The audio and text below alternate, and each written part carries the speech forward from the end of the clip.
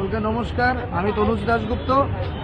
আজকে দুপুরবেলা একদল কিছু মানুষ বিট্টু কর্মকার নামে আরো কয়েকজন এসে বলেছিল আমি নাকি 50,000 টাকা চেয়েছি কি গাড়ি কিনেছিল দেখে, আর 50,000 টাকা না দিলে নাকি আমি বলেছি গুলি করে মেরে দেবো না কি এরকম কথা বলে ফটো লাগিয়ে এই থানার মধ্যে এসে সেরে কি এফআইআর জমা করে দিয়ে গেছিল, যেটা আমরা ফেসবুকে দেখেছি সংবাদ মাধ্যম দিয়ে।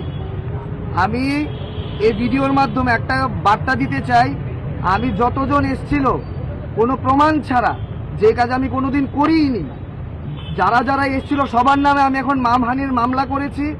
আমি কোর্ট পর্যন্ত যাব, আমি কোর্টে গিয়েও দেখব যে যদি আমি অপরাধী হই আমার শাস্তি কোর্ট দেবে, ভগবান আছে উপরে। আমি আবারও বলছি, যদি আমি অপরাধ করে থাকি, যদি আমি 50,000 টাকা চেয়ে থাকি, প্রমাণ হয়ে থাকে কোনোদিন, আমার নামে করার থেকে করা শাস্তি হোক। কিন্তু আমি জানি আমি ওর থেকে 50,000 কেন 50 টাকাও চাইনি কোনোদিন। যে মিথ্যা অপবাদ আমার ওপর লাগানো হয়েছে, যে মানহানি আমার করা হয়েছে, তার মাসুল সকলকে দিতে হবে আইনের মাধ্যমে। কোর্ট পর্যন্ত আমি যাব, প্রত্যেককে আমার সাথে কোর্টে গিয়ে দেখা হবে।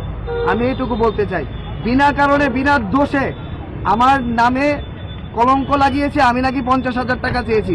আরে ওর 50,000 কেন 50 টাকা কোনোদিন ওকে আমি মিস কল পর্যন্ত দিইনি। আমি ওকে ফোনের মধ্যে ওকে আমি কিভাবে জানাবো? আমি জানাবোটা কিভাবে জানাবো? ফোন কলের মাধ্যমে জানাবো, দাঁড়িয়ে জানাবো, মেসেজের মাধ্যমে জানাবো।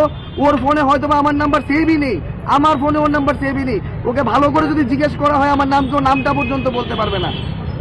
তাই এইটুকুই বলতে চাই আপনাদের মাধ্যমে,